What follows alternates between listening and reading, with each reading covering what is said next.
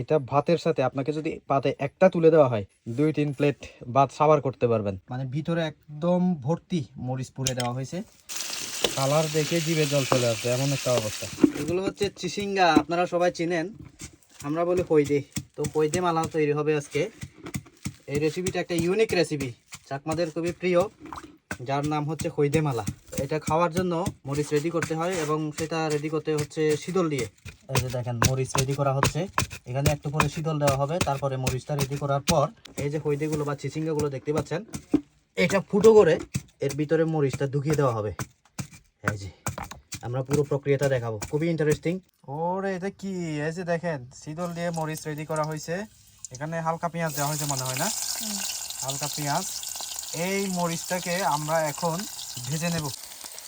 মরিচটা দেওয়া হলো, এভাবে মরিচটা ভাজলে অসাধারণ একটা গ্রান বের হয়, চমৎকার একটা গ্রান ছড়িয়ে পড়েছে চারপাশে, আর একটা ফ্লেভার আসতেছে নাকে মুখে ঢুকতেছে একদম। এই যে এটাকে একটু সামান্য ফাঁক করে এর মধ্যেই মরিচটা দেওয়া হয়, এটাকে বলে মালা। খুব সাবধানে, মরিচটা কিন্তু বেশ গরম।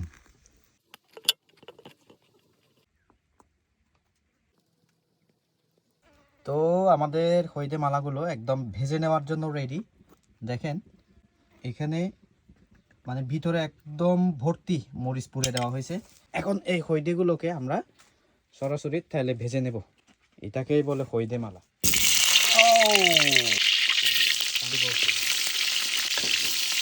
খুবই সুন্দর একটা গ্রান বের হচ্ছে। যখন ফাইনালি রান্নাটা হয়ে যাবে তখন আরো বেশি সুগ্রান ছড়িয়ে পড়বে চারপাশে। এই যে হইদে মালা খাওয়ার জন্য আসছে, খাবা? অসাধারণ কালার আসছে, দেখেন ভিউয়ার্স, কালার দেখে জিভে জল চলে আসবে এমন একটা অবস্থা। হয়ে গেছে, এখন গরম গরম চুলা থেকে নামিয়ে নেব।